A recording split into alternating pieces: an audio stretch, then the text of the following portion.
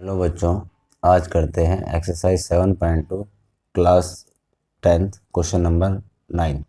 Find the coordinate of the point which divide the line segment joining A -2 and B 8 into 4 equal parts. Question में हमें दिया है एक line segment है, ये दिया है ए बी। ठीक है, ये पॉइंट है ए और ये पॉइंट है बी। इस लाइन सेगमेंट के जो कोऑर्डिनेट हैं वो हैं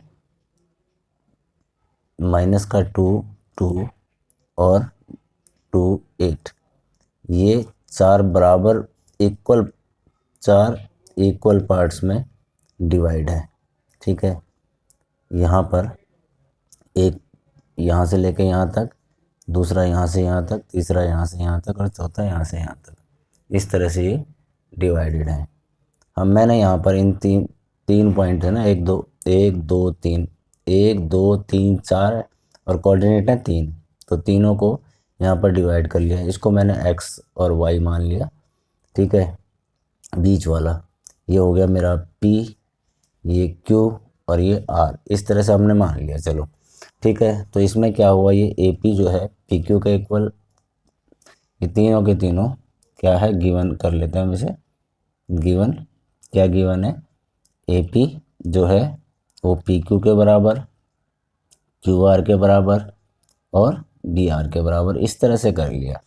मतलब AP equal to PQ equal to QR equal to BR, इस तरह से कर लिया। तो अब इसमें देखो, अगर मैं AP प्लस PQ करूं और इक्वल टू इधर के दो जोड़ दूं और इधर के दो जोड़ दूं, equal to QR plus BR कर दूं, तो AP प्लस PQ क्या हो जाएगा, AQ। ठीक है, इक्वल टू किसके हो जाएगा, BQ के, है ना, BQ के इक्वल हो जाएगा। AQ इक्वल टू BQ हो गया। तो अब मुझे ये x और y पॉइंट निकालने, तो ये मिड पॉइंट से निकाल सकता हूँ मैं। ठीक है, मिड पॉइंट से मैं इसे निकाल लूँगा। तो ये मेरा x1, ये y1, ये x2 और ये y2 मैंने इस तरह से ले लिए। तो क्या होता है, मिड अगर मुझे x निकालना है, x कोऑर्डिनेट निकालना है q का, तो कैसे निकलेगा, ये x1 प्लस x2, है ना, x1 प्लस x2 अपॉन में 2, ये होता है। ठीक है, और y अगर कोऑर्डिनेट निकालना है तो y1 प्लस y2 अपॉन में 2। इस तरह से ये वाला जो मैं फॉर्मूला है ये रख दूंगा। ठीक है, इसे पुट कर दूंगा, तो यहाँ पर मेरा जो सबसे पहले ये मिड टर्म इसका निकलेगा, ये बिल्कुल मिड टर्म है, तो क्या हो जाएगा, ये मेरा इसी में रख दूंगा x इक्वल टू -2 प्लस 2, है ना, x1 x2 -2 प्लस 2 अपॉन में 2। और y की वैल्यू कैसे निकलेगी, y की वैल्यू 2 प्लस 8 अपॉन में 2। तो ये हो जाएगा x इक्वल टू 0 हो गया ऊपर, अपॉन में 2, और y क्या हो गया, 2 प्लस 8 10 अपॉन में 2।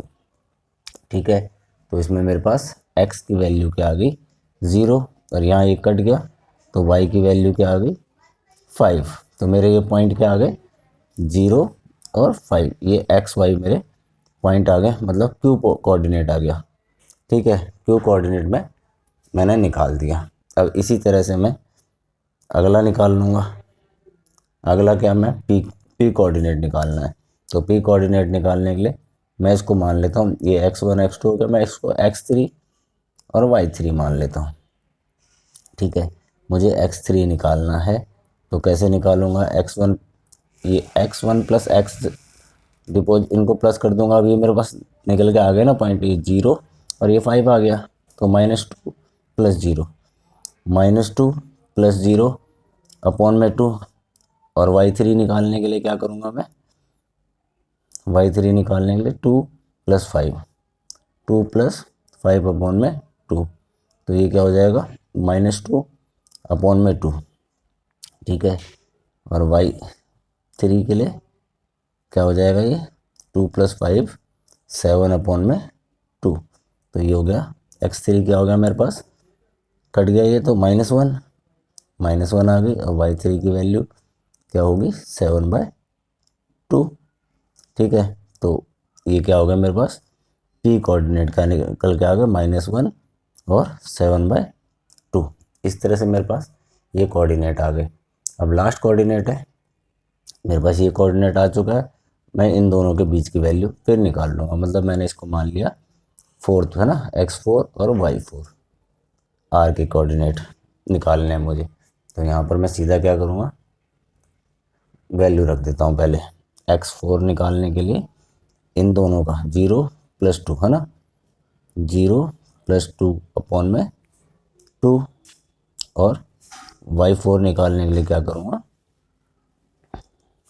5 + 8 अपॉन में 2 है ना, 5 + 8 अपॉन में 2। इस तरह से मैं इसकी वैल्यू निकाल दी। ठीक, तो ये हो जाएगा x4 क्या हो जाएगा 2 अपॉन में 2, और y4 क्या हो जाएगा 13 अपॉन में 2। ये कट गया 1, तो x4 की वैल्यू आ गई 1